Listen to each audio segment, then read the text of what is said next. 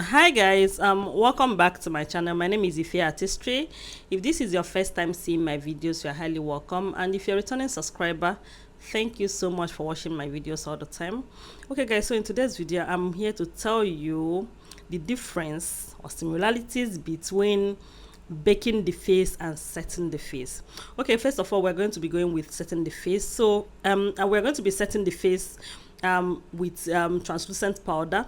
So you can actually set your face with a translucent powder by like bringing the powder and dabbing it out at the back of your palm, and then before you begin to set, you make sure you blend out the creasing lines. Just take the powder from with the powder puff and then gently dab it into the skin.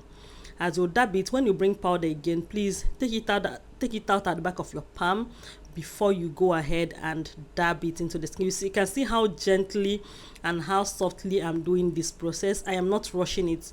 It's something that you have to take your time and do. In setting the face, we use a translucent setting powder. That is the powders in this translucent form, in this powder baking powder form. They actually do not have any cast, they don't have any white cast or any shade at all. Then another thing, you can actually preset as well with your powder palette.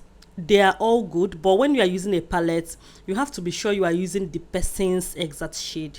Another way you can actually set your face again is by using your brush. You can pick your product with your brush. It's not a must that it have to be powder puff. You can actually use your brush and set, and everything will be good. You can as well set the under eyes using your powder compact powder and your powder puff or your brush. You can use any of them and pick a compact product from a compact powder and use it and still set. You know what is setting the face is when you set your highlights, like you are telling the highlight to stay at a place, because once you've set, nothing, when I say nothing can actually happen to your makeup again, like make happen to your highlight to move. You set it to for it to stay at a place. You know, when you have your foundation, your concealers on, after blending everything is intact, everything is beautiful. Setting them is just like making them stay at a place and not move again. Even if your client looks down or still look up, nothing can move them, nothing can make this product shift from where they are, nothing can make this product scatter anything. Like it should not shift. Once you've set very well, everything should be okay, everything should be intact at that point. So that is setting. So setting the face is actually more important to me. For me, setting the face is more important than baking. I can actually set and not bake, but you cannot bake without setting. Like, it's really, you are really putting yourself at risk baking without setting, because like setting the face is when you have done every job that you need to do on the face. Setting the face is when you like everything you've done, you just set it. Like, you set it and everything stays at a place. You can use anything I said, just like I've mentioned before. You can use your powder palette, you can use your compact powder, you can use a translucent setting powder. The only difference in all this is that when you use translucent, you can basically use any shade and set the face, but when, because it does not leave any color, it's not going to leave any color, you are still going to retain the shade of your concealer under the eyes. But when you're working with a powder palette or your compact powder, you have to be sure that you are using the exact shade of your concealer. I don't know if you get me. That is it, because they are not translucent. They can actually transfer. They can actually like have colors. Then when it comes to baking, I'm going to be using certain powder in baking. In baking the face, you can as well use your compact powder. You can as well use your powder palette.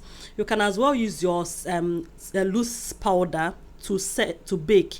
You can use any of them to do it. Still, like I said, this loose powder does not have any cast, so sometimes it actually brightens the under eyes. Not that much, not to that extent. You use it to brighten the under eyes. Basically, the reason why we bake, one of the reasons why we bake is to catch fallout. That is my major reason for baking. Another reason why we bake is to more define the face. It helps to like cut your your contour, to reverse your contour. It helps to like sculpt and structure the face very well, because you use it to like reverse the contour and all that. It helps you to catch fallout from your eyeshadow. It helps you to brighten the under eyes. It helps you like baking actually helps a lot anyway. When your shade is not correct under the eyes, you can use your baking to actually correct that. You have to use it and correct the shade. So you have to use it and correct that shade as well to get everything correct and everything is intact for what you are doing. Okay guys, so that is it basically for setting the face and baking the face. I hope I've make sense a little bit. I'm going to see you guys next time.